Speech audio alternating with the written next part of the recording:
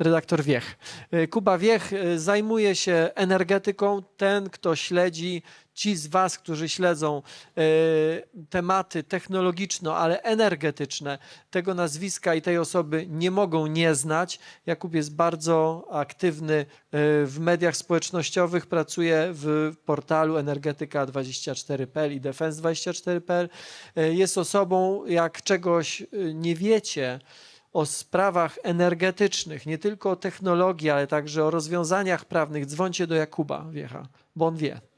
Także zachęcam bardzo do spoglądania w te miejsca, gdzie Kuba jest, a dzisiaj jest na festiwalu w Katowicach. Witam Cię, Jakubie, oddaję Ci podłogę. Jak się mówi po angielsku, to the floor is yours. Dziękuję serdecznie. Dzień dobry Państwu.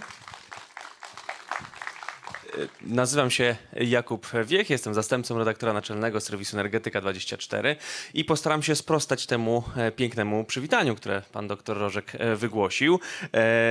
A zostałem postawiony w bardzo trudnym położeniu, bo zostałem poproszony o to, żeby przedstawić Państwu zagadnienie blackoutu i to, czy Polsce takie wydarzenie grozi. I niestety grozi, ale to nie jest niebezpieczeństwo, które jest uderzające. To znaczy blackout grozi każdemu systemowi elektroenergetycznemu, bo każdy system elektroenergetyczny jest po prostu urządzeniem, które ma swoją awaryjność, a blackout to jest właśnie rozległa awaria systemu elektroenergetycznego. Natomiast polskiemu systemowi elektroenergetycznemu blackout grozi w szczególności, zwłaszcza w ciągu najbliższych miesięcy. To ryzyko jest wyższe niż normalnie i powinniśmy być zaniepokojeni do pewnego stopnia, oczywiście racjonalnego. Natomiast istnieje duże prawdopodobieństwo, że ryzyko blackoutu będzie rosnąć z roku na rok. Dlaczego? Ano dlatego, że przespaliśmy naszą transformację energetyczną. Zamiast transformacji przez ostatnie 30 lat mieliśmy konserwację energetyczną. Dlatego tytuł mojej prezentacji to jest 30-letnia drzemka. Przez ostatnie 3 dekady Polska zrobiła niewiele, żeby nie powiedzieć nic, żeby zmieniać swoją energetykę w kierunku postulowanym nie tylko jeżeli chodzi o politykę klimatyczną, czy to Unii Europejskiej, czy innych agend międzynarodowych, ale nawet jeżeli chodzi o pewne czynniki czysto techniczne, rzutujące na sytuację systemu elektroenergetycznego, takie jak na przykład wiek bloków, czyli wiek elektrowni, albo stan sieci dystrybucyjnych.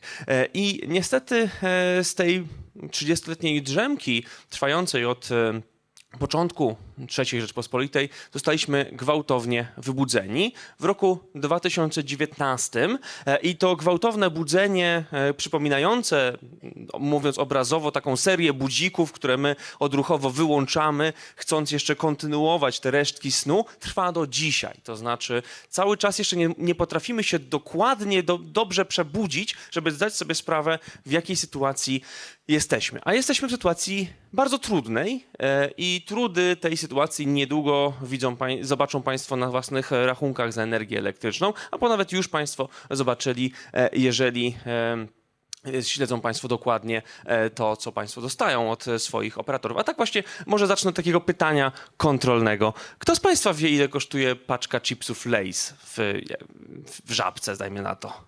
Proszę podnieść rękę. 5 zł. No mniej więcej. Ale widzę, że... A kto wie, ile kosztuje butelka wody gazowanej, tak średnio? No, wiedzą Państwo. A kto z Państwa wie na pewno, ile kosztuje jego kilowatogodzina w taryfie, którą akurat ma w mieszkaniu? I jest w stanie się podzielić. Kto? Proszę, ile jeszcze raz? No tak, zależnie od 44 grosze, mniej więcej tak. Ale widzę, że już tych rąk było troszeczkę mniej. A czym się różni kilowatogodzina od butelki wody albo paczki chipsów?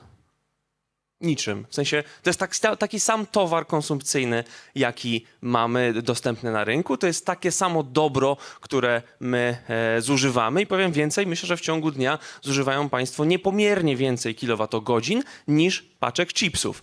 Ale jednak ich cena jest zagadką, dlatego że nie mamy na przykład dobrej edukacji energetycznej i po części pokłosiem tego jest obecna sytuacja naszego systemu elektroenergetycznego. Ale wróćmy do tego roku 2019 i zastanówmy się, dlaczego on był tak ważny dla tej naszej węglowej drzemki. Otóż w tym roku spadło na nas przede wszystkim to, co Unia Europejska zaczęła robić ze swoją energetyką. Spadła na nas polityka klimatyczna Unii Europejskiej, nastawiona na rok 2050 jako rok neutralności klimatycznej, czyli stanu gospodarki unijnej, w którym ona nie będzie emitowała netto gazów cieplarnianych do atmosfery. Dla Polski, kraju, który ma niezwykle intensywny emisyjnie sektor energetyczny, bo średnia intensywność emisji z naszej energetyki to jest około 700 gramów dwutlenku węgla na kilowatogodzinę, no to ta informacja była ogromnym problemem i jest nim dalej.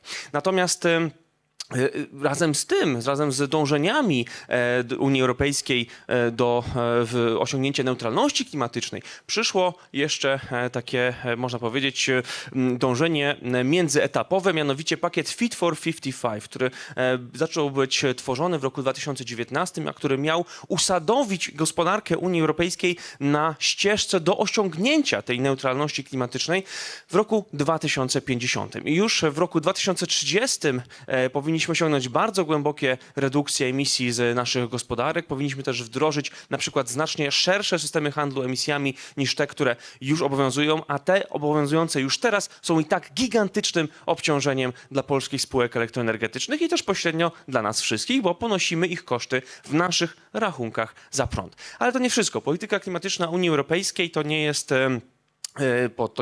jedyny czynnik, który się wtedy uwidocznił, bowiem w roku 2019 dobrze dostrzegliśmy właśnie to, co wspomniałem wcześniej, czyli fluktuacje cen uprawnień do emisji gazów cieplarnianych w ramach unijnego systemu handlu emisjami, które zaczęły bardzo uwierać naszą energetykę.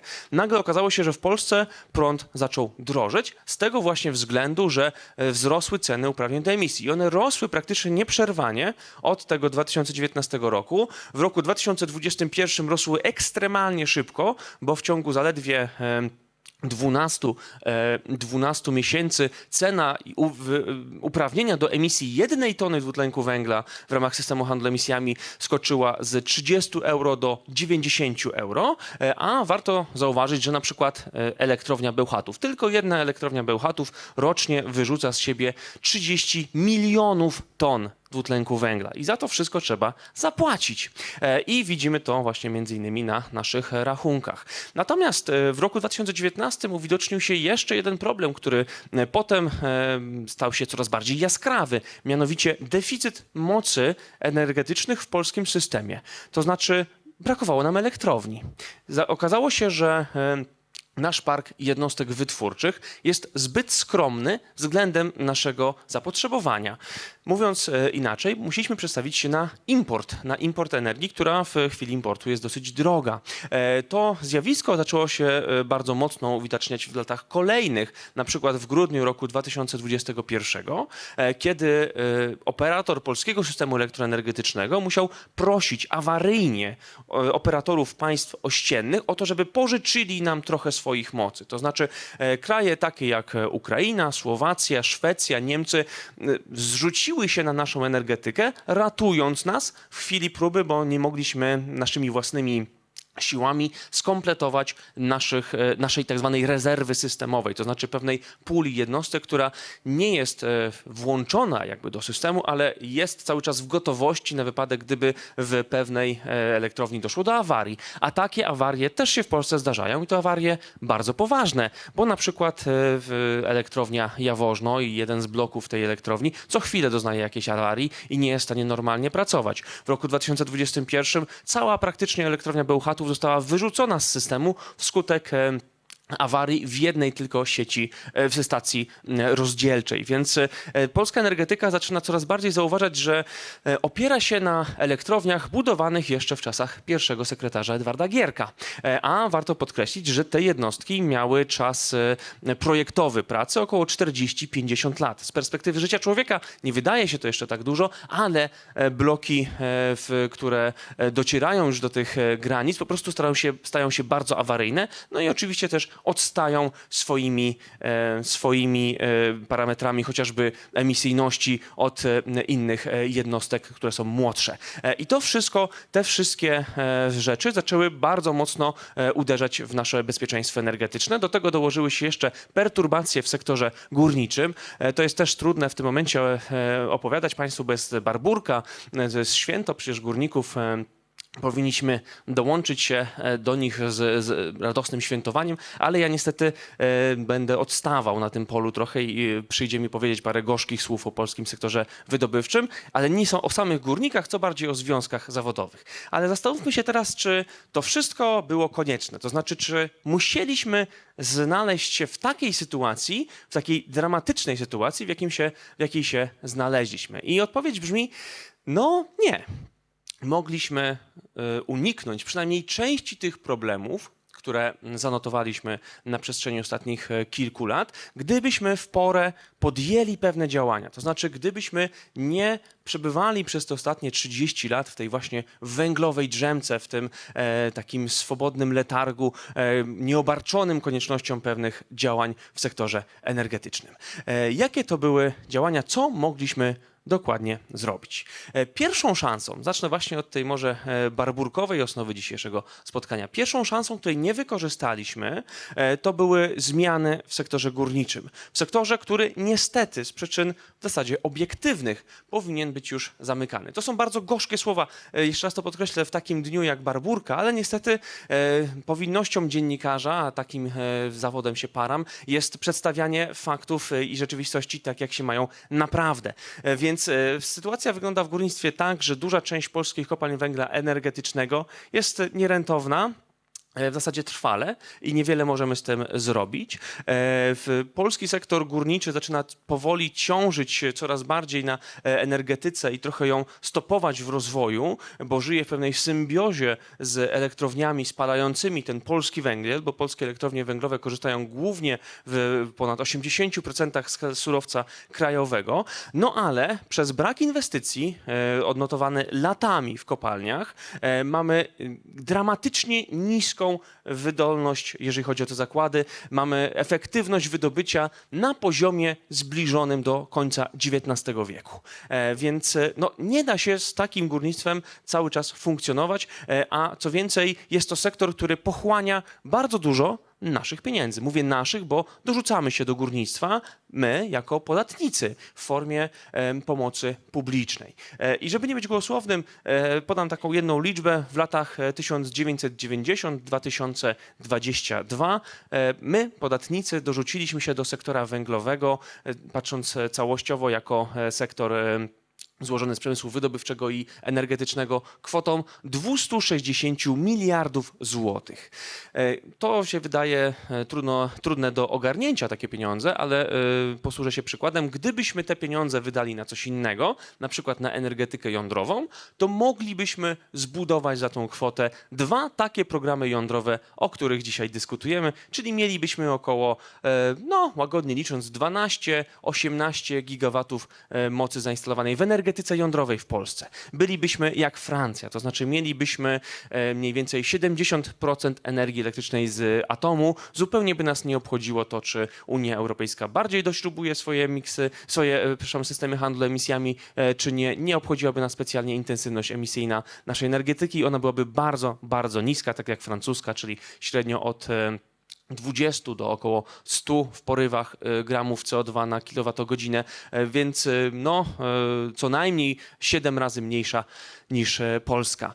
Niestety polskie górnictwo, które teraz akurat jest w dobrym takim położeniu, bo jest kryzys energetyczny i wszystkie surowce energetyczne są drogie, to jednak w normalnych warunkach jest bardzo w głębokim kryzysie. I na to się właśnie przyłożyło przede wszystkim brak inwestycji, ale także nieumiejętne zarządzanie i konsumpcja zysków, które były osiągane przez ten sektor w latach 2002-2011, kiedy trwała jeszcze względna koniunktura na węgiel na rynkach światowych. Ta koniunktura się już od 10 lat skończyła z kilkoma chwilowymi przerwami i teraz niestety odczuwamy to, co odczuwamy i ten sektor wydaje się coraz większą studnią, której wrzucamy pieniądze, mogące zostać wydane na coś innego.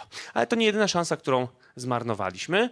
Szansą numer 2 było wyczuwanie pewnych trendów. To znaczy patrzenie na to, co się dzieje w światowej energetyce, światowej oraz europejskiej, żeby iść w podobnym kierunku, po to, żeby nie osadzać swojego systemu elektroenergetycznego na pewnych mieliznach, które nam groziły.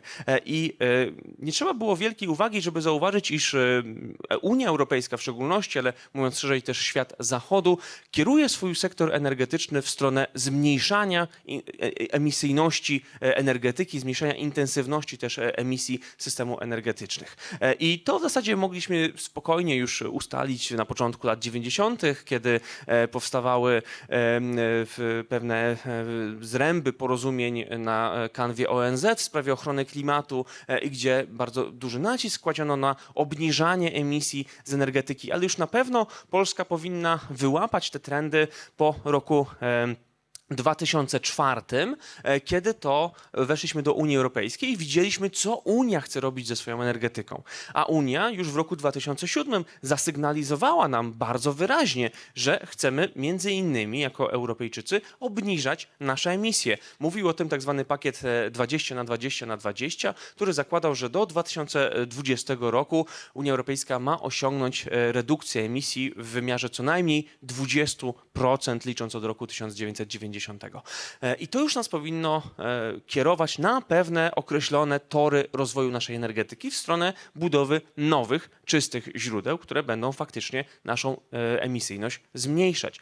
A już na pewno takie działania powinniśmy podjąć po roku 2011, kiedy to Komisja Europejska wydała decyzję kierunkującą Unię Europejską w stronę osiągnięcia redukcji emisji na poziomie około 85-95% w roku 2050. Czyli de facto były to takie pierwsze podchody pod neutralność klimatyczną, bo obcięcie emisji o 95% to jest bardzo, bardzo blisko neutralności klimatycznej. I to już było ustalone w roku 2011. Myśmy przez ten czas zrobili nic, żeby nie powiedzieć, w zasadzie można powiedzieć, że nastąpił nawet pewien regres w polskiej energetyce, bo cały czas budowaliśmy bloki węglowe, a moce odnawialne, które wtedy zaczęły się w naszym kraju rozwijały się tylko przez bardzo krótki czas i dlatego mamy jeden z najniższych udziałów OZE w naszym miksie energetycznym w całej Unii Europejskiej. I te wszystkie kroki, które zostały wyszczególnione na slajdzie, jaki Państwo widzą, to były takie kolejne dzwonki alarmu, budzika, który powinien nas już dawno z tej węglowej drzemki wybudzić. Niestety tak się nie stało, czego pewnym symbolem może być ta instalacja. To jest, proszę Państwa, instalacja, która stała dokładnie tutaj, w tym budynku w roku 2018, kiedy w Katowicach organizowany był szczyt COP24, czyli szczyt ramowej konwencji Narodów Zjednoczonych w sprawie zmiany klimatu, na którym państwa z całego świata zjeżdżały, by deklarować swoje cele w zakresie redukcji emisji i odchodzenia od paliw kopalnych. I to jest pawilon miasta Katowice. Jak Państwo widzicie, to jest pawilon wyłożony węglem i on witał gości właśnie na tym szczycie. To jest symbol, z wielu wymiarów symbol. Natomiast ja byłem, szczerze mówiąc, szokowany, że akurat tym chcemy witać gości na naszym szczycie klimatycznym, czyli organizowanym przez nas. Powinniśmy raczej się pokazać jako gospodarka, która jest świadoma pewnych wyzwań i chce tym wyzwaniom dać radę. Natomiast nasze czarne złoto, które z czasem stało się czarnymi chmurami wiszącymi nad polską energetyką, było bardzo ładnie eksponowane podczas tego szczytu. Natomiast z tej szansy, z pewnego takiego tworzenia PR-u wokół swojej energetyki podczas szczytu w Katowicach chcieli skorzystać Niemcy. I tutaj przechodzimy do szansy numer 3, którą też przegapiliśmy. Mianowicie chodzi tu o budowanie pewnego wizerunku, tego co chcemy robić z naszym krajem, z jego energetyką. Bo nie oszukujmy się, proszę Państwa, w świecie biznesu, w świecie polityki nie jest ważne tylko to, co robimy naprawdę, ale też to, co mówimy, że robimy i w jakich słowach mówimy, że to robimy i jak przedstawiamy nasze cele, nasze możliwości w tym zakresie. I powinniśmy podpatrywać między innymi tworzenie pewnej narracji wokół polskiej energetyki. Taką narrację wokół swojej własnej energetyki bardzo dobrze zbudowali Niemcy, którzy chcieli na COP24, czyli na konferencji organizowanej w węglowym sercu Europy, zaprezentować ustalenia swojej komisji węglowej, która wtedy debatowała nad tym, żeby Niemcy zakończyli używanie węgla w energetyce. Ta komisja niestety nie spełniła pokładanych w nich oczekiwań, to znaczy podjęła decyzję później, dopiero w styczniu roku 2019, podczas gdy COP był organizowany w grudniu roku 2018, więc Niemcy się nie wyrobili na ogłoszenie tej decyzji o zakończeniu wydobycia węgla do 2038 lub 1935 roku, w zależności od możliwości, właśnie w Katowicach, ale szykowali się na to. Chcieli, żeby świat zobaczył, iż Niemcy, węglowa potęga, czyli kraj, który zużywa na przykład najwięcej węgla brunatnego na całym świecie, decyduje się wyjść z tego paliwa już w przeciągu najbliższych kilkunastu lat. Myśmy mogli zrobić coś podobnego po to, żeby zaprezentować nasze możliwości w zakresie właśnie tworzenia pewnego wizerunku Polski jako nowoczesnego państwa, chociażby po to, żeby przyciągnąć do nas inwestorów, ale niestety z tej szansy również nie skorzystaliśmy. Natomiast oczywiście tutaj tytuł slajdu dotyczący podpatrywania pewnych rzeczy u innych, którzy radzą sobie z nimi dobrze, to nie znaczy tylko, że mamy budować jakąś propagandową narrację czy PR. Nie. To powinno być też ukierunkowanie na pewne konkretne rozwiązania w energetyce, takie jak na przykład szybki, bardzo dynamiczny proces dekarbonizacji, który jest osiągany przez Wielką Brytanię, która dekarbonizuje się najlepiej w Europie, jeżeli chodzi o skalę zejścia z emisjami w energetyce, trwałego zejścia. I to są też możliwości, które powinniśmy podpatrzeć. To znaczy powinniśmy zobaczyć, jak duże, rozwinięte gospodarki radzą sobie z tego typu wyzwaniami, które stoją także przed naszym krajem. Ale powinniśmy też patrzeć na przykład na to, co zrobili Francuzi czy Szwedzi, którzy dzięki odpowiedniemu miksowi źródeł odnawialnych oraz energetyki jądrowej byli w stanie osiągnąć najlepsze rezultaty, jeżeli chodzi o intensywność emisji z energetyki w całej Unii Europejskiej i dzięki temu ich sektory energetyczne na przykład nie muszą się przejmować systemami handlu emisjami. To jest dla nich po prostu pomijalnie mała przeszkoda. I szansa numer 4 to jest szansa, która powraca do nas za każdym razem jak bumerang, kiedy podejmujemy pewne decyzje o tym, czego brakuje w naszym miksie energetycznym. Jesteśmy praktycznie wyjątkiem, wielką białą plamą na mapie Europy Środkowej w kwestii posiadania elektrowni jądrowych. Prawie wszyscy nasi sąsiedzi mają takie jednostki, poza Litwinami, ale oni akurat zrezygnowali ze swojego atomu w roku 2004, to był warunek wejścia do Unii Europejskiej, mieli wygasić elektrownię ignalińską, to zrobili. Jeszcze do niedawna taką jednostkę, względnie do niedawna, mieli. Więc Polska elektrowni jądrowej nie ma. I to jest bardzo duży problem, dlatego że atom w systemie elektroenergetycznym potrafi gwałtownie obniżyć emisyjność dzięki produkcji bardzo dużych ilości bardzo czystej energii. Emisyjność energetyki jądrowej jest porównywalna z emisyjnością wiatraków. To jest głównie ta emisyjność, która jest potrzebna do wyprodukowania elementów składowych w zakresie budowy takich jednostek. Oczywiście elektrownie jądrowe pracują znacznie dłużej niż wiatrakowe, bo je się buduje na co najmniej 60 lat. Żywotność energetyki wiatrowej to jest około 20 do 25 lat. Natomiast dlaczego Polska cały czas nie ma energetyki jądrowej? To jest pytanie, które wymaga tak naprawdę skrócenia ostatnich 50 lat historii naszego kraju, bowiem pierwsze decyzje w kwestii budowy elektrowni jądrowych w Polsce zostały podjęte w roku 1971, właśnie za czasów Edwarda Gierka. Ponownie się on tutaj pojawia w naszej opowieści, ale pomimo tego nie udało się dokończyć budowy tej elektrowni, która wtedy miała zostać postawiona. To jest elektrownia Żarnowiec. Ona znajduje się na Pomorzu, w bardzo urokliwym miejscu w naszym kraju. Natomiast tam doszło do pewnych zaburzeń podczas jej powstawania i wbrew pozorom wcale nie są to zaburzenia związane z katastrofą w Czarnobylu. Wiele osób myśli, że polska elektrownia jądrowa nie powstała przez to, co stało się w 1986 roku w bloku numer 4 czarnobylskiej elektrowni jądrowej. Otóż nie. Prace budowlane nad polskim atomem postępowały dalej, pomimo tego, jakie emocje wyzwolił Czarnobyl w społeczeństwach ówczesnych Europy, pomimo protestów, które miały miejsce także w Polsce.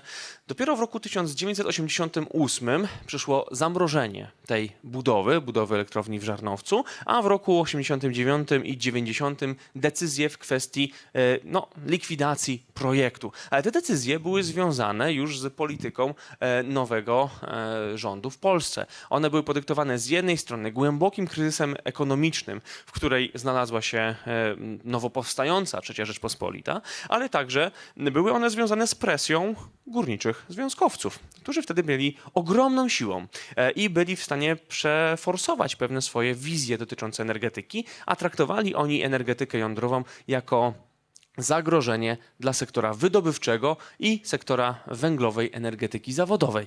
Dlatego polska elektrownia w Żarnowcu jądrowa nie powstała. Ale mieliśmy do tego jeszcze kolejne podejście w roku 2009-2008, kiedy to w polityce energetycznej Polski do 2030 roku umieszczono wzmiankę o tym, że w roku 2020 zostanie otworzona pierwsza polska elektrownia jądrowa. To się oczywiście nie stało.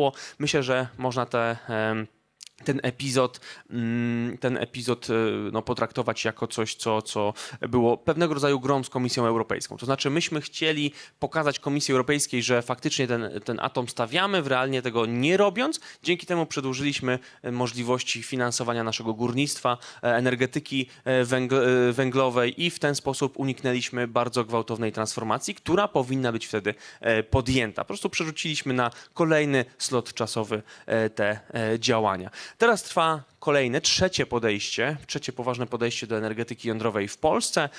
Tutaj jesteśmy już po pierwszych decyzjach wskazujących na to, kto ma budować tę jednostkę, ale bardzo długo na te decyzje czekaliśmy. To znaczy od 7 lat czekaliśmy na wskazanie wykonawcy dla polskiej elektrowni jądrowej. Brakuje jeszcze oficjalnego zatwierdzenia lokalizacji, którą najprawdopodobniej będzie Lubiatowo-Kopalino w gminie Choczewo w powiecie wejherowskim oraz wyboru modelu finansowania. Na to też czekamy i niestety ten czas leci, a podejście do budowy atomu wyraża się tak jak na tym obrazku. Znaczy jakoś nie możemy dać rady, nie możemy sobie jakoś pomóc sami sobie, jeżeli chodzi o budowę tej jednostki. Moim zdaniem wynika to z tego, że mamy jako Polska bardzo słabe instytucjonalnie państwo, to znaczy państwo, które sobie nie radzi z takimi procesami technologiczno-przemysłowo-gospodarczo-politycznymi, jak na przykład transformacja energetyczna, czy też jej wycinek w postaci budowy elektrowni jądrowej, co jest procesem długofalowym, ale jednak koniecznym, moim zdaniem, żebyśmy zapewnili sobie bezpieczeństwo energetyczne. I to jest, przechodzimy już do takiego w zasadzie podsumowania, mianowicie co jeszcze powinniśmy zrobić i czego nie zrobiliśmy, żeby naszą energetykę podratować, żeby uniknąć głębokiego kryzysu. Otóż, proszę Państwa, szansą numer 5, której nie powinniśmy zmarnować, a w zasadzie już ją trochę marnujemy, to jest to, żebyśmy jednak jej nie zmarnowali, czyli zaczęli działać.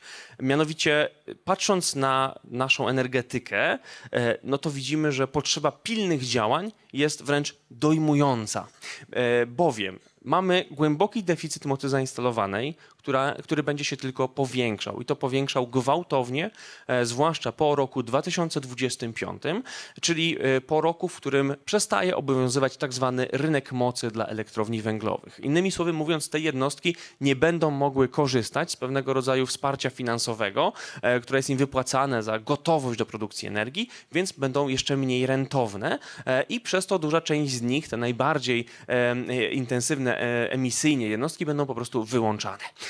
To oznacza, że po roku 2030 może nam braknąć w systemie około 11 gigawatów mocy zainstalowanej. To są 2 elektrownie Bełchatów. Bardzo dużo.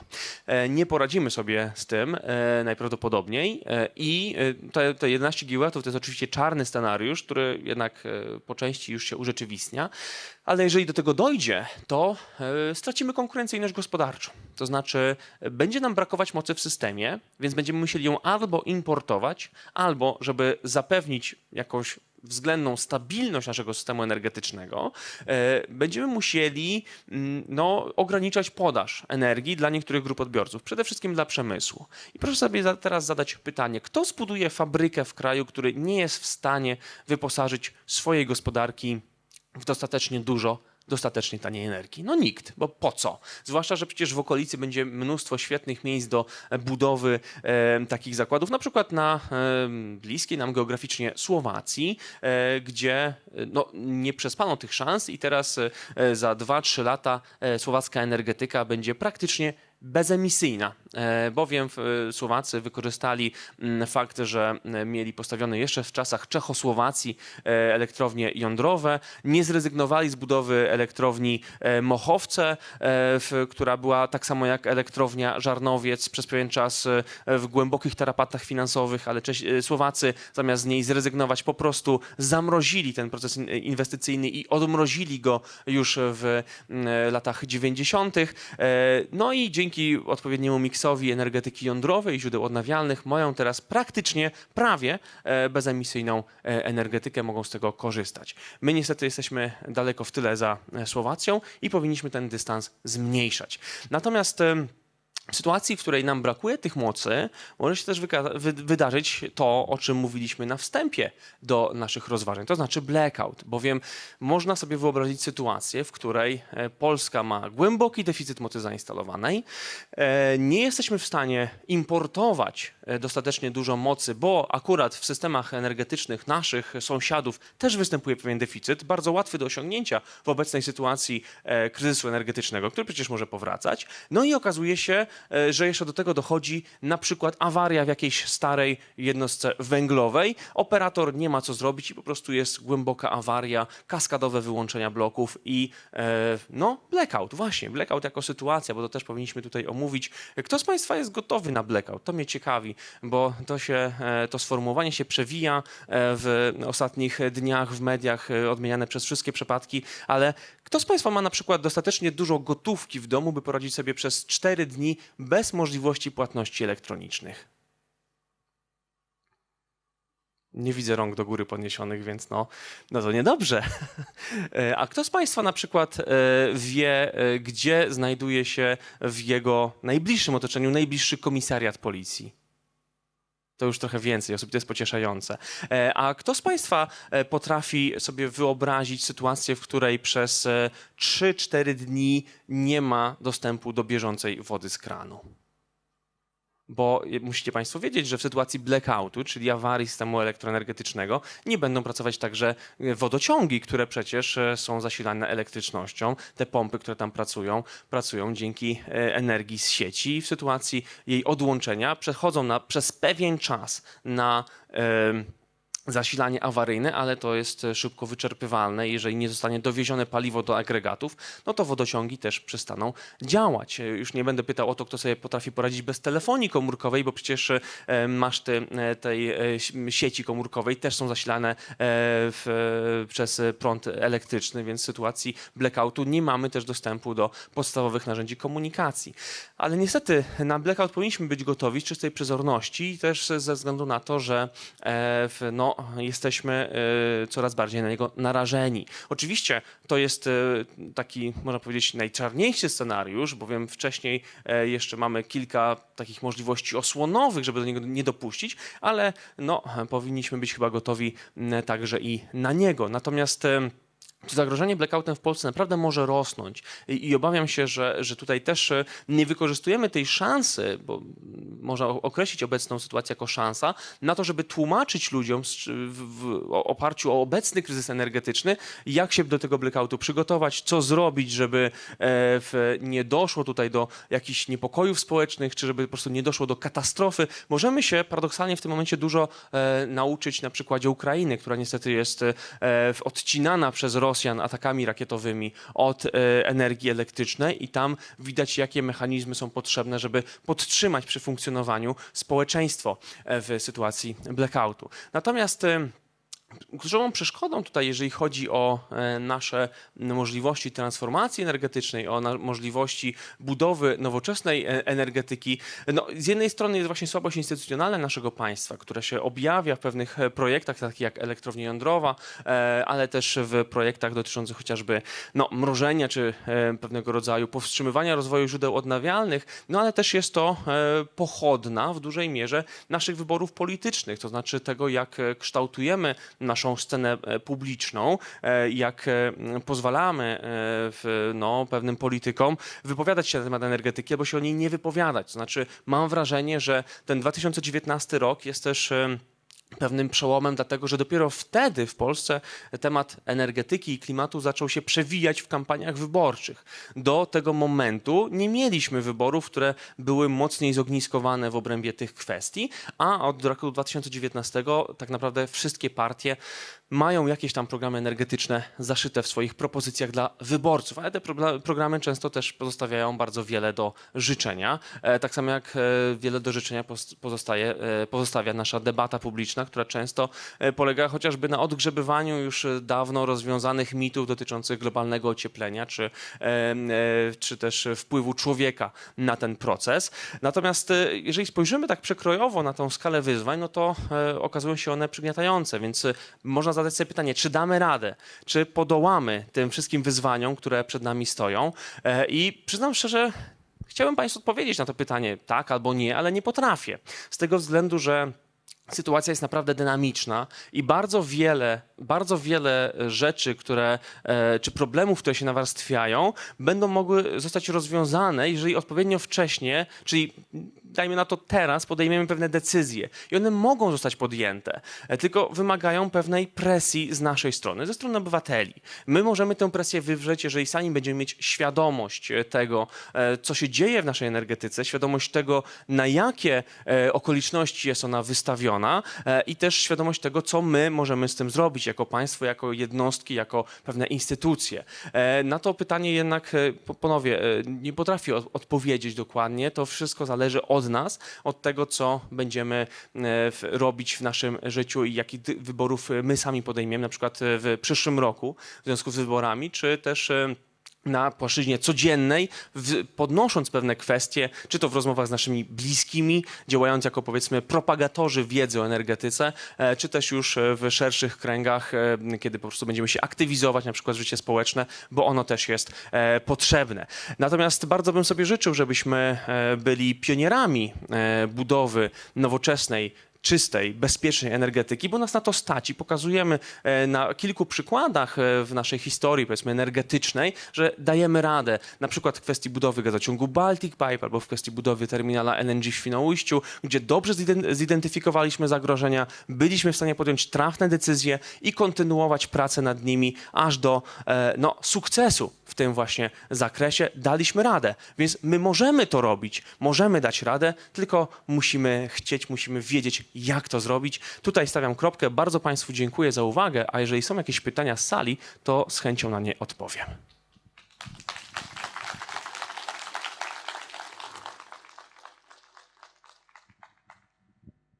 Tak, widzę jedną rękę podniesioną. Nie wiem, czy podchodzić, czy... Tak? To może... Jasne.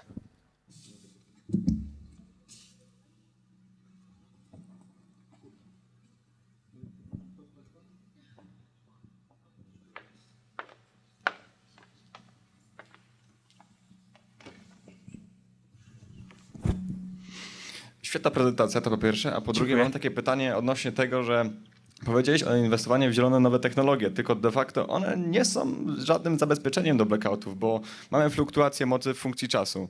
I po prostu raz wiatr jest, raz go nie ma. Oczywiście na wybrzeżu to tam jest sytuacja zupełnie inna. To zależy od okoliczności. To teraz jak się odniesiesz do tego, że tutaj możemy mieć blackout, ale no OZE nie są żadnym zabezpieczeniem tak naprawdę? Powiem w ten sposób. Nie powinniśmy fetyszyzować żadnej technologii, bo to już nie jest konkurs piękności. To znaczy nie powinniśmy teraz skupiać się na przykład na osiąganiu celu 100% OZE, na osiąganiu celu 100% atomów w naszym miksie energetycznym. Nie o to nam chodzi. Chodzi nam o dekarbonizację przy jednoczesnej dywersyfikacji. No a teraz można jeszcze do tego dodać derusyfikację naszego miksu energetycznego, co jest trochę związane z dekarbonizacją. Ale naszą odpowiedzią na problem transformacji polskiej energetyki powinien być miks energetyczny, czyli oparcie się na kilku technologiach w takim stopniu, w jakim będzie to wypełniało pewne założenia bezpieczeństwa energetycznego. To znaczy z jednej strony da nam tanią energię, z drugiej strony da nam pewność jej nieprzerwanych dostaw, a z trzeciej strony da nam jeszcze zabezpieczenie w postaci klimatycznej, to znaczy będzie to energia generowana bez obciążania atmosfery, na przykład emisjami gazów cieplarnianych. I to jest nasza odpowiedź, którą powinniśmy wdrożyć, mówiąc o transformacji polskiej energetyki, mówiąc o tym, co jest potrzebne, żeby ją zmienić. Ale oczywiście zgadzam się z tym, że no tutaj źródła odnawialne same w sobie nie wystarczą. Widzimy to doskonale po na przykład przykładzie Niemiec, które mają teraz ogromny problem z energetyką i które w ciągu ostatnich tygodni tak zwanej Dunkelflaute, czyli okresu bez wiatru, bez słońca, z krótkim dniem, a z niskimi temperaturami, de facto wróciły do węgla. I tam ta intensywność emisyjna energetyki, jak sprawdzałem ostatnio, to była około 700 gramów CO2 na kilowatogodzinę. No, nie wygląda to na państwo, które zainwestowało w prawie biliona euro w ciągu ostatnich 20 lat w swoją transformację energetyczną. To jest intensywność energetyczna zbliżona do tej polskiej, gdzie my no, wydaliśmy niewielki ułamek tych pieniędzy.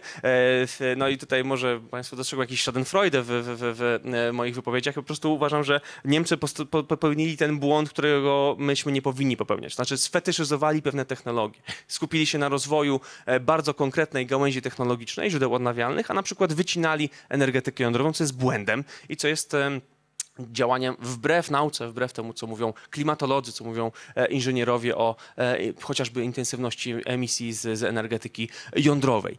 Więc jest to odpowiedź tutaj na to pytanie, to tkwi po prostu w miksie, to tkwi w też możliwości rozwijania tych technologii, które za jakiś czas będą w stanie wejść w szerszą skalę, taką skalę komercyjną, po to, żeby nas wspierać na drodze transformacyjnej, takich właśnie jak duże magazyny energii, czy technologie wodorowe, więc nie powinniśmy ustawiać w wysiłkach na polu rozwoju tego typu rozwiązań, natomiast dużą część odpowiedzi na nasze pytania dotyczące energetyki już mamy na stole, tej technologicznej odpowiedzi. Mamy dobrze rozwinięte źródła odnawialne, mamy skalowalną energetykę jądrową, możemy ją stawiać w bardzo dużych ilościach, względnie szybko. Chińczycy potrafią postawić blok jądrowy w 4 lata, nic nie stoi na przeszkodzie, żebyśmy podobne osiągi mieli w Europie, także wystarczy iść w tym kierunku i po prostu iść w kierunku miksu technologicznego, tej dywersyfikacji technologicznej, bo to nam da też bezpieczeństwo energetyczne. Jeszcze jedno pytanie. Czy ktoś z widzę. Państwa? Chciałem się zapytać, taki problem, to żeśmy się koncentruje się na źródłach energii, a co z przesyłaniem energii? Czy nasze sieci będą w stanie, nawet jeśli wybudujemy już blok atomowy i tak dalej, przesłać tą energię? No, z tego Pomorza to jest kawał drogi. No. Nie, no nie jest tak daleko, ale jeżeli chodzi o sieci przesyłowe, bo trzeba rozróżnić jakby system ten, który służy do przesłania energii z jednego punktu do drugiego, na 2 poziomy. Na sieci przesyłowe, czyli te sieci najwyższych napięć oraz sieci dystrybucyjne dostarczające energię do na przykład naszych domów. I o ile sieć przesyłowa w Polsce jest w dosyć dobrym stanie i tam te straty energetyczne są niewielkie, o tyle sieć dystrybucyjna jest już dużym problemem. Ona tworzy bardzo duże straty, ona jest niedoinwestowana, ona nie pozwala w pewnych momentach podpinać już większych mocy w źródłach odnawialnych, bo jest po prostu, brakuje jej inwestycji, brakuje jej możliwości możliwości technicznych w zakresie funkcjonowania takiego systemu. I to jest ten element systemu, który powinniśmy inwestować. On się niestety znajduje pod władzą spółek dystrybucyjnych wchodzących w skład grup energetycznych, podczas gdy sieci przesyłowe, no to jest domena państwa jako operatora i polskich sieci elektroenergetycznych. Natomiast no, spółki, które są dociążane na przykład wysokimi opłatami za emisję, mają mniej pieniędzy na to, żeby inwestować w sieci dystrybucyjne. Więc no, to wymaga pewnego systemu wsparcia, to wymaga pewnego pomysłu na to, jak to robić, tak żeby było miejsce na budowę tych nowych mocy, o które nam chodzi. Ale to też na przykład też taki przyczynek do dyskusji o systemach zarządzania popytem, czyli o systemach chociażby demand side response, które pozwalają nam obniżać zapotrzebowanie w sytuacjach, w których widzimy, że no, powiedzmy równowaga na rynku energetycznym jest niewielka, to znaczy, że jest duże zapotrzebowanie, mała podaż mocy, więc wtedy takie systemy mogą być wdrażane w oparciu o jakieś rozwiązania smart. To jest na pewną skalę już robione w wielu krajach Europy i świata, na przykład w Kalifornii mieszkańcy dostają coś takiego, jak my dostajemy alerty RCB, to oni dostają tak zwane flex alerts, które wskazują, że w tych godzinach prosimy zmniejszyć swoje zużycie energii, zrób to i to, odłóż jakieś pranie czy zmywanie naczyń w zmywarce czy cokolwiek innego, tak żebyśmy mogli lepiej zagospodarować moc, którą mamy. I to się udaje, to się dzieje tam, w sensie to robi robotę, więc to też można wdrażać także i w Polsce. A więc za niedługo będą wybory w Polsce. Tak. Szybko minie do wyborów i pojawią się tematy w mainstreamie takie jak LGBT, pieniądze dla Żydów, reparacje i tak dalej. W sensie tematy kontrowersyjne i spodziewam się, że pojawi się energetyka w kontekście wojny na Ukrainie. Tak. No i jak mówić o energetyce ludziom w wieku 80-90 lat na przykład? Bo ludzie są średnio entuzjastycznie nastawieni do atomu. No, na przykład próbowali wybudować elektrownię w Polsce, po czym był protest i Matko Boska chroni od atomu. I jak przed tym się bronić? To znaczy tak, najlepiej o energetyce i w ogóle o wszystkich rzeczach mówić prosto. To znaczy tak, żebyśmy zostali zrozumieni, bo na tym polega nasza siła, jeżeli chodzi o przelewanie pewnych zasobów wiedzy czy wartości na innych. Natomiast jeżeli chodzi o sam atom, to tutaj problemu raczej nie widzę, bo większość Polaków jest za atomem i to potwierdzają kolejne sondaże robione przez czy to Ministerstwo Klimatu, czy przez już poszczególne sondażowie, na przykład dla tytułów prasowych. Więc tutaj nie widzę tego niebezpieczeństwa, że zderzymy się nagle z czymś, co obserwowaliśmy po katastrofach w Czarnobylu, w Fukushimie. Przerobiliśmy te traumy. One w dużej mierze okazały się zresztą takimi, nie chcę powiedzieć, że to nadmuchane były sprawy, ale skutki tych katastrof w dużej mierze nie odzwierciedlają, czy może tak, medialne przedstawienie skutków tych katastrof nie odzwierciedla realnego wpływu Czarnobyla czy Fukushimy na rzeczywistość. Na przykład kto z Państwa wie, ile osób zginęło bezpośrednio podczas awarii w elektrowni Fukushima? Jedna.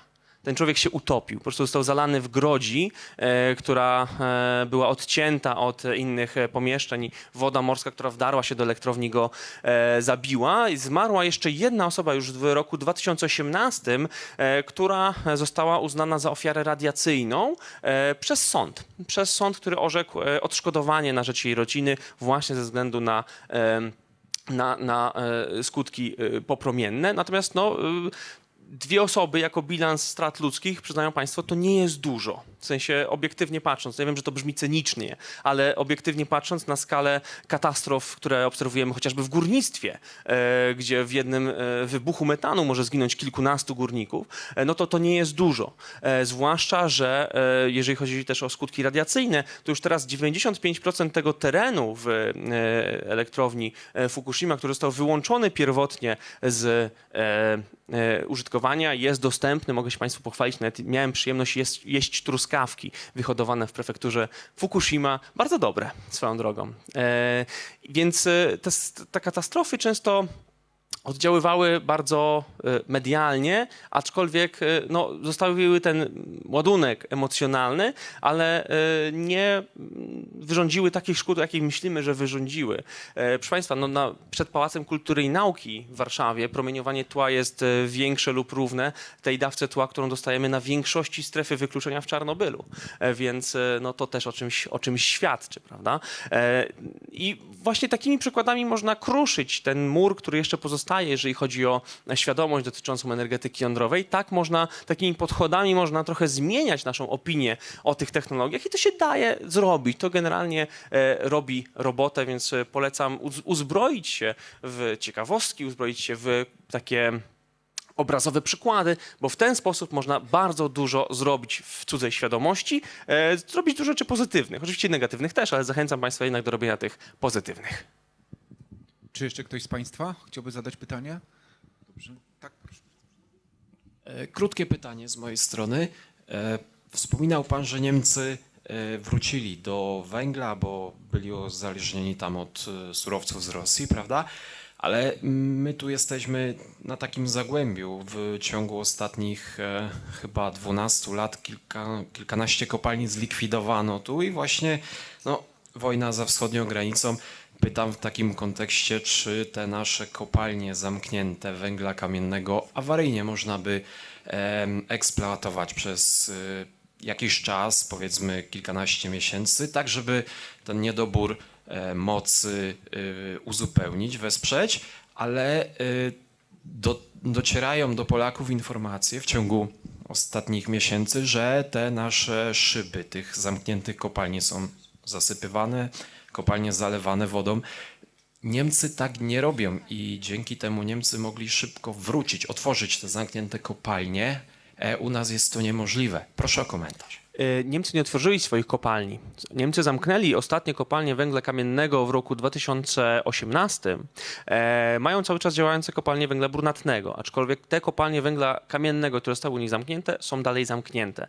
Nie da się tak szybko wznowić wydobycia w zamkniętym zakładzie, o ile da się w ogóle, bo na przykład chodniki są czasami zalewane wodą i to już zupełnie praktycznie uniemożliwia podjęcie prac wydobywczych w takim miejscu. Poza tym to jest ogromny koszt. To jest koszt na przykład no, skompletowania załóg, wynajęcia maszyn, przetransportowania ich, w ogóle rozruchu tego obiektu. A poza tym nawet budowa nowych chodników wydobywczych to jest czasami koszt, który przekracza możliwości inwestycyjne polskich spółek, bo tutaj no, kondycja wielu spółek górniczych, wielu ruchów, wielu kopalń jest bardzo zła, finansowa. Nie ma po prostu skąd brać pieniędzy. Więc z racji tego, że no, ceny surowców już się normalizują i ta węglowa górka, która była widoczna na światowych rynkach w postaci wysokich cen tego surowca faktycznie pozwalała snuć pewne plany dotyczące jakiegoś tam renesansu węgla, jednak już się skończyła. I teraz ceny w portach ARA, czyli w portach Amsterdam, Rotterdam, Antwerpia, no nie dają już tutaj takich nadziei, żeby to cały czas było w dłuższej perspektywie opłacalne. Także nie sądzę, żebyśmy w ogóle myśleli nad tym poważnie, bo to nie jest ruch, który nam potrzeba. Niemcy nie wskrzesili swoich kopalń węgla, wskrzesili swoje moce węglowe, czyli po prostu awaryjne bloki węglowe, które weszły z powrotem do systemu i tam generują energię, plus no z racji tego, że w systemie nie działają inne moce niż właśnie na węglu, na gazie, no to ta intensywność emisji wzrasta. Po prostu nie ma czym bilansować tych emisji, bo nie działają czyste źródła, więc po prostu to wygląda tak, jak wygląda. Natomiast z naszej perspektywy, biorąc pod uwagę wydajność wydobycia w Polsce, biorąc pod uwagę problemy geologiczne polskich kopalń, ich głębokość, zametanowienie, no to tutaj trzeba raczej kierunkować się na maksymalnie efektywne zarządzanie tym, co zostało z sektora górniczego, tak żeby on dalej mógł funkcjonować do tego momentu, w którym my jeszcze cały czas węgla będziemy używać. No bo nie okłamujmy się, państwo, które ma 70% węgla w miksie, będzie dalej przez jakiś czas używać tego węgla. Nam powinno zależeć na tym, żeby ten okres nie był zbyt długi, bo wiemy, że to będzie nas kosztować. Po prostu, że będziemy za to płacić w formie rachunków za energię. Moje pytanie jest dość krótkie. Mianowicie, jakim cudem niemiecki rząd dał się namówić na rezygnację z energetyki jądrowej? nie musiał się dać w ogóle namawiać, on to zaplanował i wdrożył. Niemieckie rządy w zasadzie, bo pierwsze ruchy w tym zakresie podjęto jeszcze za kanclerza Gerharda Schrödera, natomiast program wygaszania bloków jądrowych był kontynuowany przez kanclerz Angelę Merkel i do niedawna przez kanclerza Scholza, który jednak najprawdopodobniej wstrzyma, w zasadzie już wstrzymał wygaszanie tych jednostek, natomiast będą one pracować przynajmniej do kwietnia przyszłego roku, a miały być wyłączone już w roku 2022, 31 grudnia. Natomiast za tym stały konkretne interesy, mianowicie wizja Niemiec jako hubu gazowego dla Rosji, Niemiec jako kraju bez atomu, który daje przykład innym państwom w Unii Europejskiej, że da się dużą gospodarkę postawić na mocach niejądrowych, znaczy bez udziału energetyki jądrowej. Niemcy chcieli to zrobić, chcieli pokazać, że się da i to między innymi skłoniło ich do pewnego wkomponowania swojej polityki antyjądrowej i nastrojów antyjądrowych widocznych w ich społeczeństwie do niedawna, bo teraz to też się zmieniło, w transformację energetyczną. Przyszedł pan doktor Rożek spędzić mnie ze sceny. Nie do końca. Chodzi o to, żeby ze sceny zejść niepokonanym. To prawda, ale chcesz się jakoś ze mną tutaj, nie wiem, tak jakiś mamy uprawiać jakieś sporty, czy Fame MMA. Fame MMA? Bardzo ci dziękuję, To ja skoro już dziękuję. skończyłeś odpowiadać na pytania. Bardzo ci dziękuję za to, że znalazłeś czas. Wiem, że przyjechałeś no, w zasadzie chyba tylko na spotkanie z nami. Musisz uciekać, nie chcę cię jakoś specjalnie zatrzymywać. Choć ty byś mógł zostać, to cię zatrzymuję. Bardzo dziękuję, ale niestety pracodawca wymaga obecności jutro w pracy. Wiesz, że praca nigdy nie ucieknie. Raczej Ale cię dogoni. etat może uciec. Raczej cię dogoni. Ostatnie krótkie pytanie jest, czy nie ma? Jak nie ma, to w takim razie dziękuję także Państwu. A teraz Państwa zapraszam, Tobie bardzo dziękuję. Dziękuję serdecznie. Wielkie brawa. Nie mikrofon, chciałem się przywitać.